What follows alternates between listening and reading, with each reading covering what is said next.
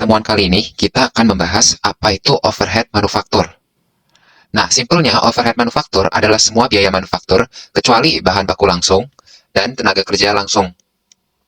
Jadi, semua biaya yang berhubungan dengan manufaktur, tapi bukan bahan baku langsung dan tenaga kerja langsung. Nah, jadi untuk perusahaan jasa, contohnya seperti universitas kita, itu kan tidak memproduksi produk. Makanya, itu tidak akan memiliki overhead manufaktur, bahan baku langsung, dan tenaga kerja langsung. Jadi perusahaan-perusahaan yang memproduksi produk-produk ini, itu baru bisa memiliki overhead manufaktur, bahan baku langsung, dan juga tenaga kerja langsung. Nah, biaya manufaktur itu kan dibagi 3, teman-teman. Yang pertama ada bahan baku langsung, yang kedua ada tenaga kerja langsung, dan yang ketiga adalah overhead manufaktur. Nah, mungkin teman-teman nanya, contoh biaya overhead manufaktur apa saja? Nah, yang pertama adalah bahan baku tidak langsung. Jadi bahan baku yang tidak bisa kita trace ke produknya, itu masuk bahan baku tidak langsung. Dan yang kedua adalah tenaga kerja tidak langsung. Jadi biaya tenaga kerja yang tidak bisa kita trace ke produknya, itu masuk tenaga kerja tidak langsung. Nah, ada juga yang lain-lain. Jadi kalau dia tidak masuk bahan baku tidak langsung, tenaga kerja tidak langsung, ini masuk overhead lain-lain. Ada depresiasi pabrik, pajak bumi dan bangunan pabrik, dan listrik pabrik, dan juga asuransi pabrik. Nah, kenapa pabrik? Nah, kalau misalnya depresiasi, misalnya kantor kan nggak berhubungan dengan manufaktur. Tadi definisinya, overhead adalah semua biaya manufaktur, di mana bukan bahan baku langsung atau tenaga kerja langsung. Makanya, depresiasi ini harus pabrik berhubungan dengan manufaktur. Sama juga PBB, listrik juga harus berhubungan, asuransi juga harus berhubungan. Kita akan membahas yang namanya traceability. Oke, katakanlah teman-teman mempunyai sebuah pabrik. Nah, pabrik ini memproduksi baju. Berarti ini pabrik tekstil. Nah, untuk biaya-biaya yang traceable, dalam artian bisa kita tracing ke produknya. Jadi pabrik teman-teman memproduksi 2 jenis baju. Baju biasa, baju t-shirt, sama sweater. Nah, kalau pabrik teman-teman membeli bahan baku, untuk bahan bakunya itu kan kain untuk baju dan sweater benang. Kita tahu misalnya kita memproduksi 5 baju pakai 5 kg kain. Kita bisa trace secara langsung kainnya ke baju. Kita pakai 5 kg. Benang juga sama, 5 kg, 5 sweater. Kita bisa trace secara langsung benangnya itu ke sweaternya. Tapi kalau misalnya biaya supervisor pabrik. Supervisor ini menjaga 2 divisi ini. Jadi ada divisi sweater, ada divisi baju. Dia digaji untuk mengawasi 2 divisi ini. Nah, otomatis kita nggak tahu berapa persen. Misalnya gajinya 5 juta, berapa persen yang masuk divisi baju, produk baju, berapa persen yang masuk divisi sweater atau produk sweater. Makanya, ini disebut dengan cost yang tidak traceable. Nah, tidak traceable ini artinya nggak bisa kita telusuri secara langsung. Jadi, ini termasuk biaya tidak langsung. Biaya tidak langsung itu kategorinya overhead. Jadi biaya-biaya tidak langsung yang kita tidak bisa tracing secara langsung ke produknya itu masuk overhead, tapi masih berhubungan dengan manufaktur. Jadi itu teman-teman, untuk mengetahui mana yang masuk bahan baku langsung, tenaga kerja tidak langsung, semuanya balik ke traceability. Nah, pertanyaannya bagaimana kita menghitung overhead? Nah, yang pertama itu ada menghitung overhead diterapkan. Jadi diterapkan di sini artinya kita mengestimasi kira-kira overhead di bulan ini itu berapa. Kenapa harus diestimasi? Kenapa nggak kita tunggu aja aktualnya? Overhead di akhir bulan berapa baru kita bebankan ke produk kita. Kenapa nggak aktual? Karena teman-teman harus tahu untuk akuntansi biaya itu orientasinya ke masa depan. Nggak seperti akuntansi keuangan. Dan makanya kalau masa depan, itu nggak apa-apa kita menggunakan estimasi karena kita mau cari informasi yang relevan dan timely. Meskipun kita berkurang untuk akurasinya. Kita nggak tahu secara pasti overhead aktualnya, tapi informasi itu tetap relevan dan juga timely. Nah, untuk memudahkan, ini aku kasih contoh untuk menghitung overhead diterapkan. Contohnya, katakanlah teman-teman memiliki sebuah pabrik yang memanufaktur 2 produk, mobil dan juga truk. Nah, untuk memproduksi mobil dan juga truk ini, kita membutuhkan biaya-biaya. Tadi udah dijelasin, biaya itu ada 3. ada bahan baku langsung, ada tenaga kerja langsung, dan juga ada overhead. Katakanlah bahan baku langsungnya 5 juta. Tenaga kerja langsungnya itu 3 juta. Nah, kita mau tahu overhead kita di bulan ini itu berapa. Kalau ingat, di pertemuan kita sebelumnya itu ada yang namanya pemicu biaya atau driver. Nah, pemicu atau driver ini nanti yang akan menentukan overhead kita itu berapa. Nah, ini kan pabrik kita memproduksi mobil dan truk. Dan mobil dan truk ini membutuhkan tenaga kerja langsung. Jadi bisa contohnya untuk pabrik ini, pemicu atau drivernya adalah jam kerja langsung. Nah, sekarang pertanyaannya bagaimana kita menghitung overheadnya. Jadi ini ada rumusnya, overhead di budget dibagi jam kerja langsung di budget. Pabrik itu ada namanya tenaga kerja. Katakanlah jam kerja langsungnya rata-rata untuk 1 bulan itu sebesar 100.000 jam untuk memproduksi mobil dan juga truk. Nah, overhead di budgetnya juga kira-kira rata-rata overhead kita berapa? Rata-rata itu sebesar 4 juta. Jadi kita tinggal hitung untuk overheadnya per jam kerja langsung itu adalah 4 juta dibagi dengan 100.000. Jadi untuk setiap jam kerja langsung itu biaya overheadnya adalah Rp40, teman-teman. Kalau misalnya di bulan ini jam kerja langsungnya 150.000, kita pakai tarif Rp40 dikali 150. Kalau misalnya di bulan ini jam kerja langsung kita pakai 200.000, ya udah 40 kita kalikan dengan 200.000, jadi 8 juta. Nah, kalau untuk perusahaan lain pemicu atau drivernya apa? Misalnya rumah sakit. Rumah sakit misalnya bisa jumlah kamar.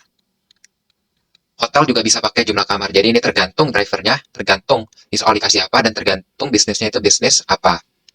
Nah, tadi kita udah dapet untuk setiap jam kerja langsung, pabrik kita itu membutuhkan Rp40 untuk setiap jam kerja langsung overheadnya. Nah, sekarang kita menghitung berapa sih overhead totalnya. Tadi kan driver kita jam kerja langsung. Katakanlah di bulan ini, jam kerja langsung kita, karyawan-karyawan kita itu 150.000. Jadi total overhead kita tinggal kita kalikan saja, overhead, rate-nya itu 40, kita kalikan 150.000. Kita dapat 6 juta untuk total overhead-nya. Setelah kita dapat 6 juta untuk total overhead kita di bulan ini, tentunya kita perlu membebankan 6 juta ini ke mobil dan juga truk yang kita produksi di bulan itu. Nah, untuk pembebanannya itu seperti apa? Kita bisa langsung ke jurnalnya saja. Nah, berarti tarif kita overhead 6 juta. Berarti barang dalam proses kita, karena kita membebankan overhead-nya, itu bertambah 6 juta di debit. Overhead dibebankannya 6 juta di kredit. Jadi, overhead dibebankan atau pengendali overhead-nya itu, kita alokasikan ke barang dalam proses yang kita proses di bulan ini. Oke, jadi untuk merecap, tadi yang kita lakukan pertama, itu menentukan dulu driver kita itu apa? Driver kita adalah jam kerja langsung. Setelah kita dapat driver kita jam kerja langsung, kita mengestimasi kira-kira jam kerja langsung di bulan ini ada berapa. Jadi estimasi JKL. Terus kita juga estimasi juga kira-kira rata-rata itu berapa sih overhead kita dalam sebulan. Overheadnya kita estimasi juga. Setelah itu, estimasi overhead kita bagi dengan jam kerja langsung. Baru kita dapat rate-nya untuk setiap jam kerja langsung. Nah, sekarang kita akan membahas tentang overhead aktual dibandingkan dengan overhead dibebankan. Nah, tadi kita udah menghitung overhead dibebankan kita. Tadi ada Rp40 untuk 150.000 jam kerja langsung. Berarti totalnya ada 6 juta untuk overhead dibebankan pabrik kita. Jadi jurnalnya 6 juta di barang dalam proses, dan untuk kreditnya itu overhead dibebankan. Jadi ibaratnya overhead ini kita transfer ke persediaan barang dalam proses. Nah, itu untuk yang dibebankan. Nah, tadi kita udah dapat overhead yang dibebankan itu 6 juta, dan di sini kita dikasih overhead yang aktual. Jadi di akhir bulan kita udah ada overhead aktualnya. Bahan baku tidak langsung 3 juta, cleaning service 2,5 juta, dan biaya listrik pabrik 1 juta. Nah, bahan baku tidak langsung itu kan berhubungan dengan persediaan. Jadi kita buat jurnalnya, persediaan bahan baku kita itu berkurang 3 juta karena kita transfer ke akun pengendali overhead 3 juta. Jadi 3 juta ini kita transfer ke 3 juta overhead. Juga cleaning service membersihkan pabrik 2,5 juta. Cleaning service kan nggak berhubungan langsung dengan proses manufaktur. Makanya itu disebut tenaga kerja tidak langsung, TKTL. Nah, cleaning service ini tergantung kita mau bayar pakai kas atau kredit. Jadi untuk jurnalnya, kas atau utang gaji itu 2,5 juta. Kita transfer ke pengendali overhead 2,5 juta. Dan untuk biaya listrik, ini juga sama. Biaya listrik kita asumsikan kita bayarnya secara kredit. Jadi ini utang listrik 1 juta. Kita transfer 1 juta ini ke pengendali overhead 1 juta. Jadi total pengendali overhead kita 1 juta, 2,5 juta, 3 juta untuk yang aktualnya. Totalnya 6,5 juta. Untuk tarif yang kita estimasikan berdasarkan jam kerja langsung, itu 6 juta untuk overhead-nya, 6 juta overhead. Tapi setelah kita dapat aktualnya, itu ternyata 6,5 untuk yang aktual. Nah, tentunya ada perbedaan antara 500.000 di sini dengan 6 juta OH jam kerja langsung. Nah, ilustrasinya aku kasih T-account. Yang 6 juta di sini, 6 juta jam kerja langsung, itu kita kreditkan pengendali overhead, terus kita transfer overhead itu ke barang dalam proses atau BDP. Jadi, ini ada di sisi kredit untuk yang kita estimasikan 6 juta. Nah, untuk yang sisi debit, yang pertama kan ada bahan baku tidak langsung, kita pakai 3 juta. Terus, untuk yang kedua, ada yang namanya cleaning service, itu 2,5 juta. Jadi 2,5 juta untuk cleaning service atau tenaga kerja tidak langsung, overhead. Itu sebesar 1 juta. Berdasarkan biaya listrik. Kita tambah nih 6,5 juta, di sini 6 juta. Tentunya ada 5 juta, 0,5 juta yang belum kita terapkan. Jadi harusnya kalau idealnya kita terapkan 6,5 juta, di sini 6,5 juta. Jadi balance akunnya itu nominalnya 0, tapi di sini ada lebih 500.000. Nah, kondisi seperti ini namanya under applied. Nah, jadi tadi kita dapat untuk under applied sebesar 500.000. Nah, 500.000 ini nanti akan kita tutup ke akun harga pokok penjualan. Tapi sebelum aku kasih tahu jurnalnya, kita bisa juga untuk over applied. Over applied itu apa? Itu adalah kebalikan dari under applied. Di mana misalnya teman-teman membebankan 6,5 juta, tapi aktualnya 6 juta. Nah, teman-teman over applied sebesar 500.000. Nah, kalau kita under applied, over applied, itu efeknya ke apa? Itu efeknya ke persediaan kita. Persediaan kita ujung-ujungnya akan berpengaruh terhadap harga pokok penjualan. Karena harga pokok penjualan itu kan teman-teman tahu diambil dari persediaan. Kalau persediaannya understated 500.000, sama juga HPP-nya understated 500.000. Dan juga kalau persediaannya overstated 500.000, sama juga HPP-nya overstated 500.000. Nah, untuk yang under applied, jurnalnya gampang aja. Nah, karena kita HPP-nya kurang 500.000, ya udah kita tambahkan 500.000 di HPP-nya. HPP 500.000. Kreditnya, biar ini balance, 6,5 juta di sini, 6,5 juta di sini juga. Kreditnya kita tambahkan pengendali overhead 500.000. Nah, kalau over applied gimana? Over applied berarti HPP-nya mau kita kurangin. Kalau HPP mau kita kurangin, berarti HPP-nya dikredit. Mau kita kurangin 500.000. Nah, debitnya apa? Kita pengen pengendali overhead-nya ini balance. Di sini 6,5, 6,5. Jadi, kita harus tambah pengendali overhead 500.000 di debit. Nah, balik lagi ke contoh kita, pabrik yang memproduksi mobil dan juga yang memproduksi yang namanya truk. Nah, tentunya ketika kita memproduksi suatu barang atau produk, itu membutuhkan departemen-departemen sendiri. Untuk pabrik kita sendiri itu ada 2 departemen utama. Yang pertama ada departemen pemasangan atau assembly, dan yang kedua ada departemen penyelesaian. Nah, departemen-departemen ini yang akan mengolah atau menyelesaikan mobil kita, ini mobil ya, agar nanti dijual dan kita akan mendapatkan profit atau kata lain revenue. Nah, untuk agar departemen ini itu berjalan dengan lancar, ada yang namanya departemen supporting. Jadi departemen supporting. Departemen supporting apa? Untuk departemen supporting, katakanlah perusahaan ini memiliki 2 departemen. Yang pertama departemen listrik, yang kedua departemen HR atau human resource. Nah, untuk departemen assembly sendiri, itu kan butuh listrik, teman-teman. Jadi, departemen listrik ini memberi bantuan listrik ke departemen assembly.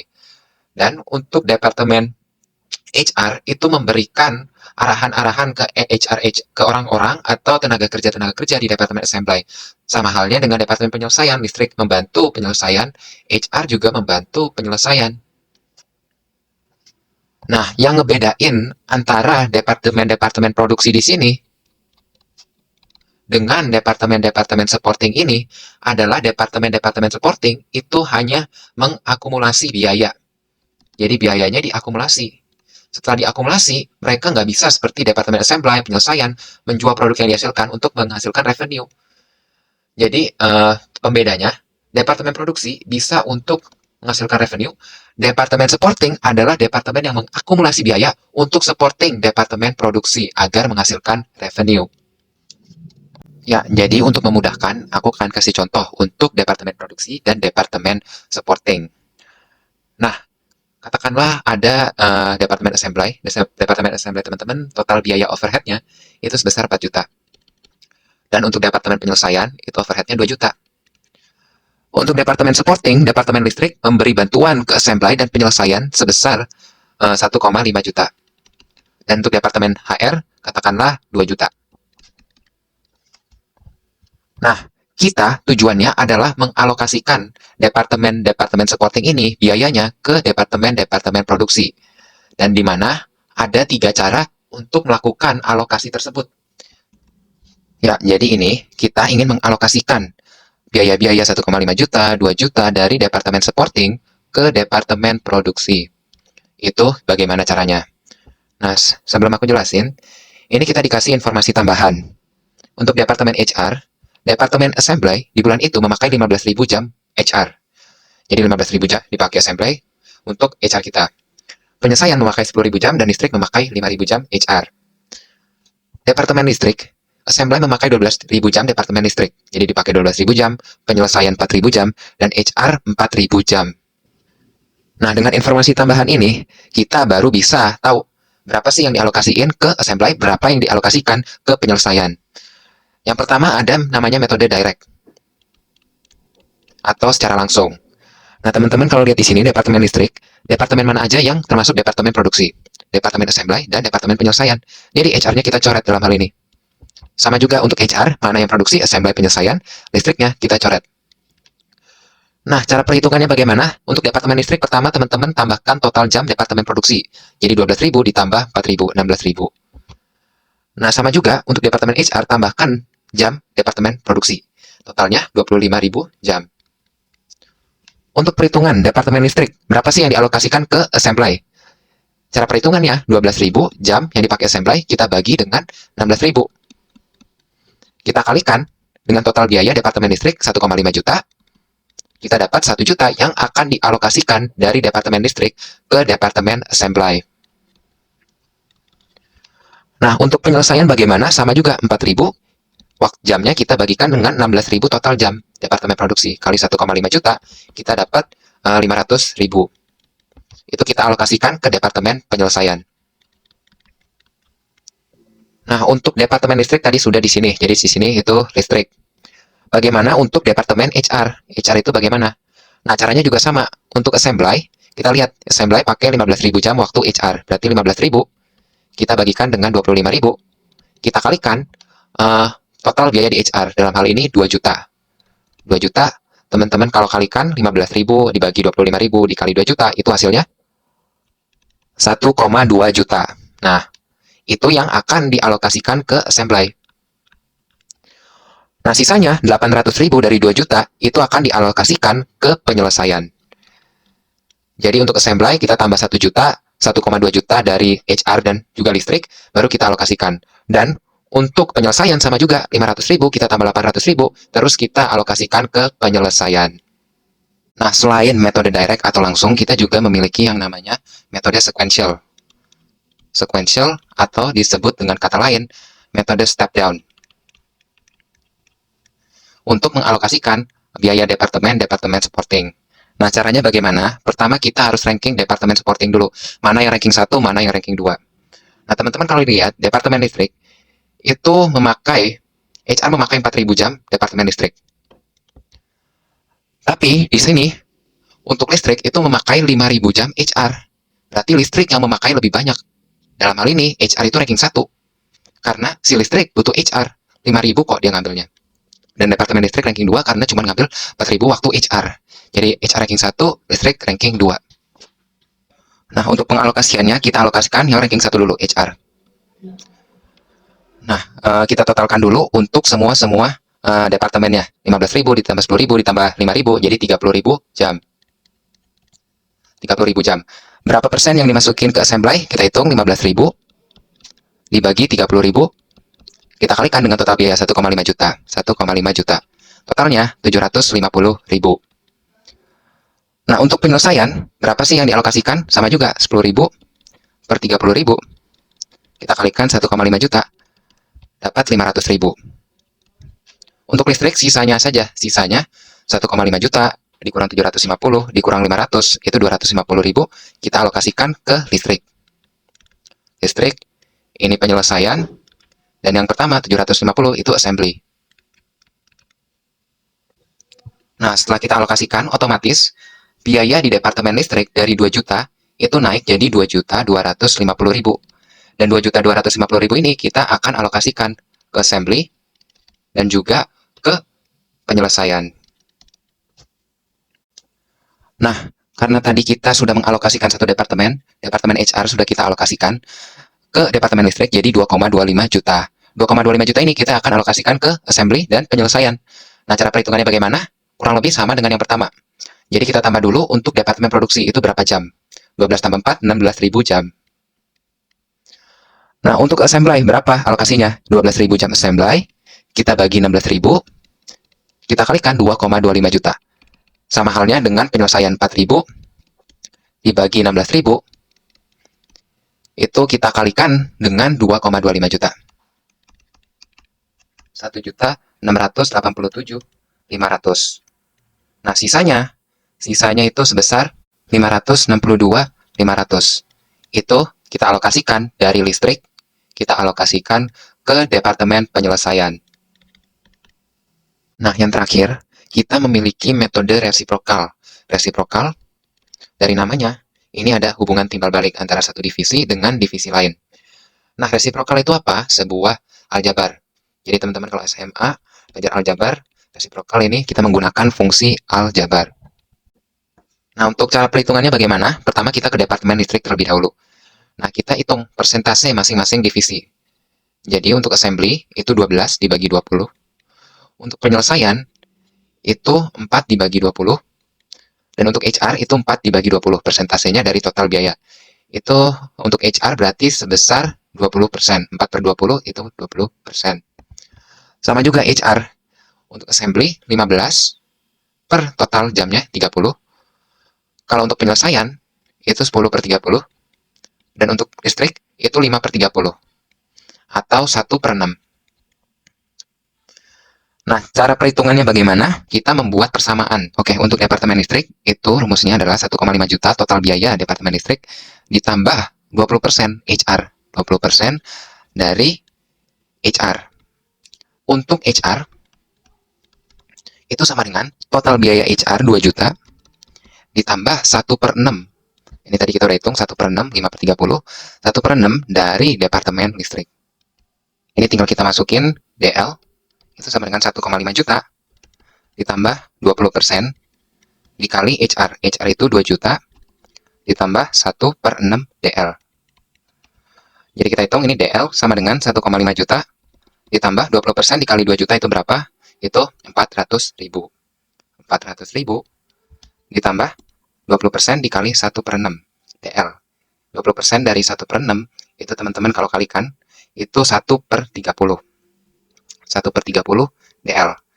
Nah, 1 per 30 DL-nya kita pindahin ke kiri. Jadi, 29 per 30 DL itu sama dengan 1,9 juta. Kita dapat DL-nya sama dengan 1.837.000 untuk DL-nya. Nah, untuk HR-nya gimana? Berarti untuk HR itu sama dengan 2 juta ditambah 1 per 6 dikali DL-nya ini 1,837.000 atau 1.837.000. Hasilnya adalah 2.306.111 untuk HR-nya total biaya. Jadi HR kita dapat 2,3, DL dapat 1,8 sekian. Yang pertama, tadi kita ada metode direct. Metode direct adalah kita mengeliminasi. Jadi, di departemen supporting, kita hanya mengalokasikan ke departemen-departemen produksi. Yang kedua, ada yang namanya sequential. Jadi kita rank departemen mana yang nomor 1, yang mana nomor 2. Jadi untuk departemen nomor 1 kita alokasikan terlebih dahulu, baru setelah itu departemen 2 kita alokasikan ke departemen produksi. Dan yang terakhir ada metode resiprokal, di mana teman-teman akan menggunakan aljabar untuk mencari persamaan berapa sih HR, berapa sih departemen listrik, baru teman-teman alokasikan sendiri seperti yang tadi direct methodnya, sesuai dengan jamnya masing-masing departemen produksi.